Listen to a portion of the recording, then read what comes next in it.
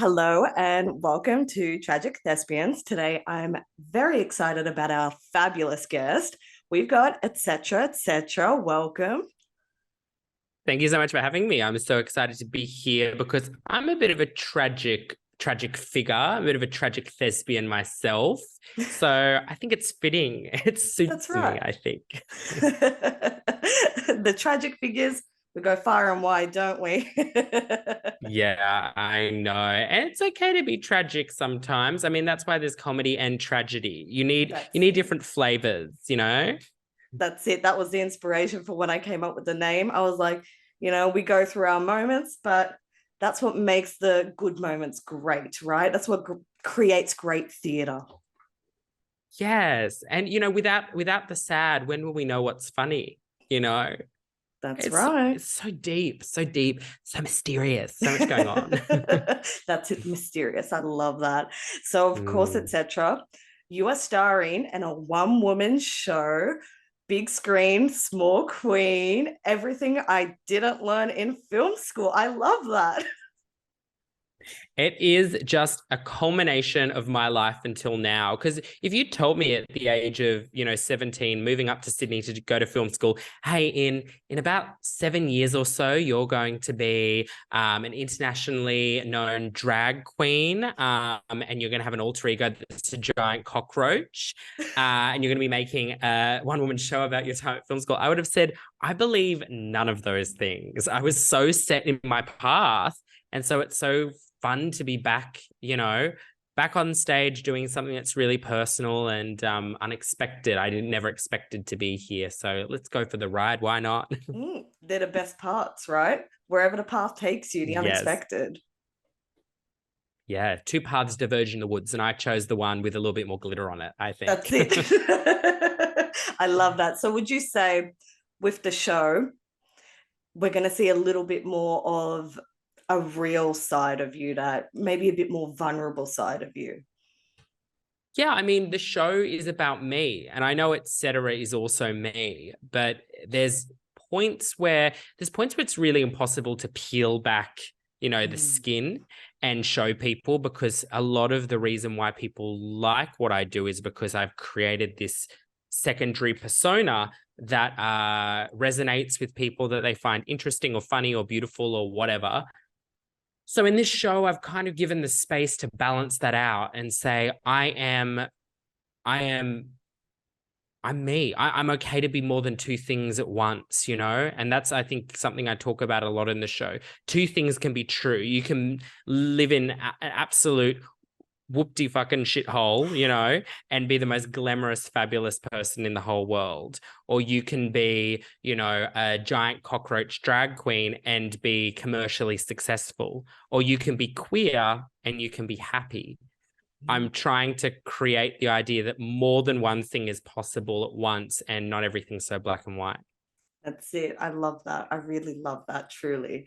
So it is showing from the 11th to the 23rd of February at King's Cross Theatre, which is a wonderful theatre, one of my favorites. Mm. And it is produced by Fruitbox in association with bAKEHOUSE for Sydney WordPride, which we love here, as part of Pride Amplified.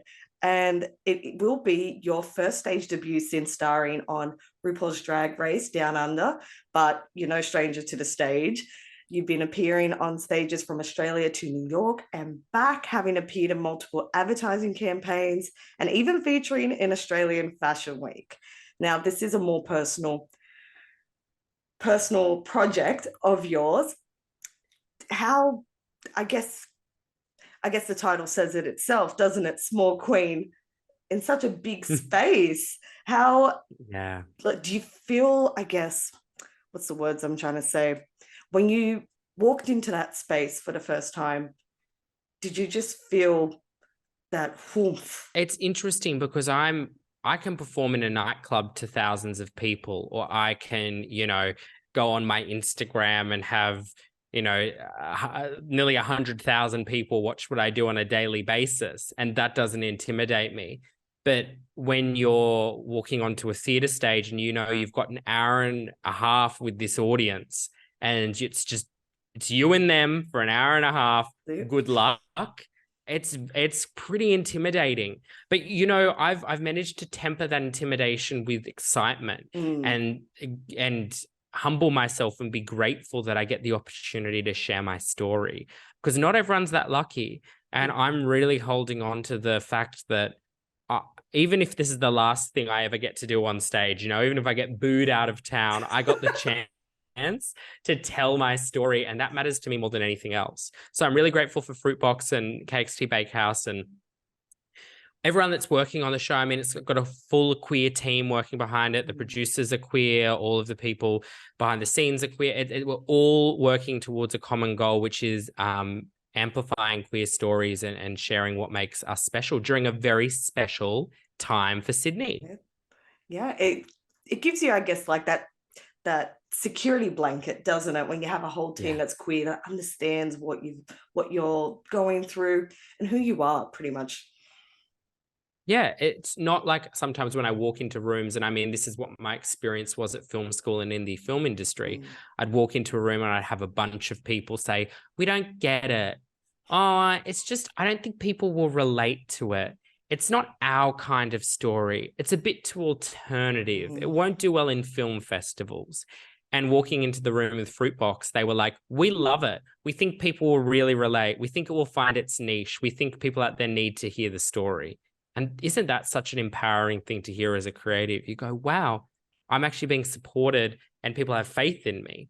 And I know they're not lying to me either. They're able to see potential. And I think a lot of people, because of how closed off they are to possibility, they've stopped being able to see that potential in diverse stories. Yeah, and that's right. And that's the thing. A lot of queer stories, they do get hidden in the shadows because a lot of people, it's not that no one relates to them. Plenty of people relate to them. Queer people, we've been here since the dawn of time. It's that they don't want us here necessarily telling our stories. And the fact that you have that opportunity to, I feel like it's going to inspire a lot of new generation of queer people to tell their stories. That's why we're still here, isn't it? To tell our story, to continue on for the new generations, to continue being their authentic selves that a lot of us didn't necessarily get to, unfortunately, have. Because as you mentioned, in film school, I myself went to film school as well, and they didn't quite get it. They just don't quite get it. It feels like that. And you'll get, of course, your chosen family, but not all of us are very lucky to have that, unfortunately, out there.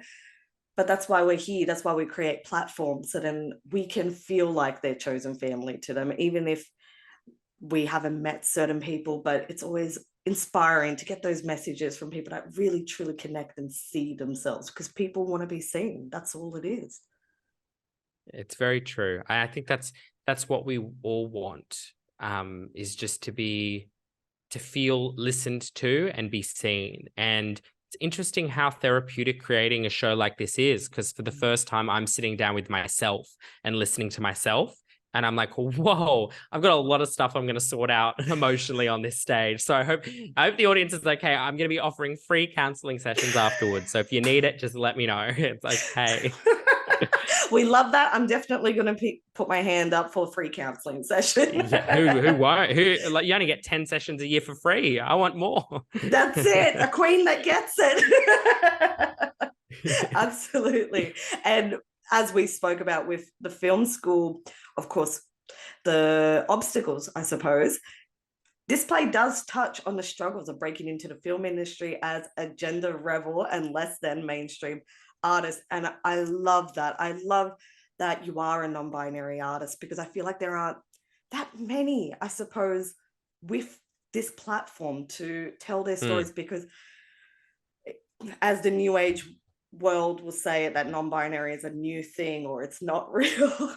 You know, we'll always hear those backlashes, but it's real. It's true. You're here. And there are plenty of people that, of course, identify as non-binary. And with this world always trying to push it back, it's great that you are telling that story as a non-binary artist and the struggles of it, because I feel like there's not much talk about the real obstacles in it. What can you tell us a little bit more on that? I think it's interesting doing a story about film and cinema, because cinema is very binary. You know, there's always the hero and the heroine. There's best actor and best actress. There's leading man, leading lady. Like, the language of the business is gendered. Best boy, you know, like script girl. There's all these gendered labels. And walking into the film industry, I mean, I came out as gay when I was 13. But I didn't come out until as a non-binary until my final year of film school, because I felt like if I came out, all of a sudden any opportunity would be thrown away, because people in the industry would look at me as too hard, you know. Oh, what do we put on the call sheet? Oh, what do we call them when they're, you know, in the break room? Or if I want something, hey, can I say, hey mate, or do I have to like people just put it into a box as being too difficult. And that's a little bit of the issue, is we tend to, as people, especially these days, we tend to reduce people to their simplest form. And like I said, it's black or white. When people are a multitude of I don't want to say of gray, but they're a multitude of different colors and shades and parts of themselves. And I think being non-binary has just taught me to listen more. It's when I'm working with people and they ask something, I'm listening to what they really want, not what I think they want. When I'm working with a crew and they say, hey, would you mind just maybe next time including me in that conversation? They're not saying, you know, specifically to be CC'd into every email. They're saying, I don't feel heard. I don't feel appreciated, and I want to feel more of that. And it's learning how to feel that empathy and to listen more, that I think being non-binary has really taught me how to tune into that part of myself, that emotionally intuitive part, and realize everyone has pain, and everyone is growing through stuff, and everyone is working through stuff. And it's easier just to be kinder to everyone. And everyone slips up. I have days where I am not very kind, especially to myself. But it's about the process of getting through that and getting better and better. But we're all people, and I wish actually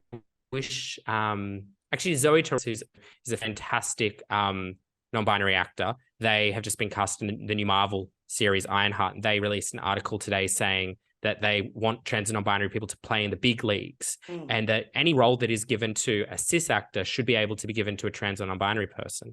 And I agree. I mean, if Jared Leto can play a trans woman in Dallas Buyers Club, why can't, you know, a trans woman like Laverne Cox play something that Meryl Streep would normally play? You know, why do we have to be relegated to roles for us?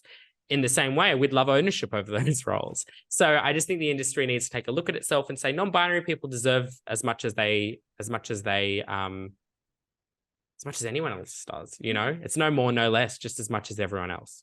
That's right. And it's very true what you said, that people do tend to overcomplicate a lot of things. Of course, there's still a lot of education that needs to be put out there, but it's the intention. That's the main thing. And we just all need to move forward, and respectfully, of course. That's all. And as you said, the film industry is not very kind. So it still has a long way to go. But I feel like with people like yourself and so many other artists that are non-binary, queer, everyone in this umbrella term, slowly it's changing the world, very slowly. And everyone's voice does matter, no matter how small they may think it is. Anyone can make such a massive impact, even if it's just one person or a million. You're still impacting a life, and that's the amazing thing about it. So with Big Screen and Small Queen, it's essentially a love letter as well to film, and essentially an homage to old Hollywood stars. Yeah, I've kind of chosen my favorite parts of cinema that inspired me growing up, made me feel special, made me see myself almost like in a mirror when I saw films, and I was like, that's me up there. I know Audrey Hepburn doesn't look like me, and I know I'm not her, but she makes me feel like we're going through something similar, you know, the tragedy, the struggle, the otherness. And so I've chosen beautiful moments that made me feel like that, and I've reinterpreted them, presenting them in my own way. The audience will be the filmmakers. They'll play the role of filmmakers, and they'll get to watch a film being made about me where I play myself in my own life. And I think that's really exciting. People will feel very involved in this show.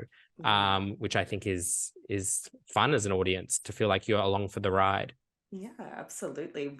Can we be guaranteed lots of tears, lots of laughter, lots of chaos, potentially?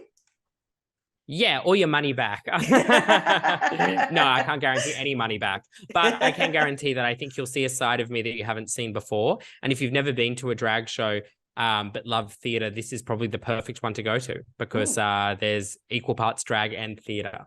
That's it. It's the best of both worlds, isn't it? Yeah, exactly. I'm like Hannah Montana, except not.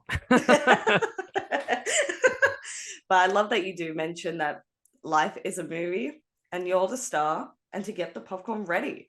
So I'm ready to go. I'm super excited for this show. It sounds like a lot of fun, a lot of glamour, a lot of I'm suppose a lot of grittiness as well, a lot of realness, as well as the the star quality. I suppose is the word I'm looking for. Well, without tooting on my own trumpet, you sometimes got to be a star because who else is going to do it? You know, who else is going to do it? That's it. Everyone can move aside. Well, thank you so much for joining me. It's been a true pleasure to be speaking to you, and I cannot wait for this show. It sounds like a whirlwind. I'm obsessed, and I can't wait for your brand new song. Thank you. I can't wait. It's so exciting to be World Pride and to be celebrating all these exciting things. And I'm just so grateful to be able to share them with everyone. Wonderful. Thank you so much.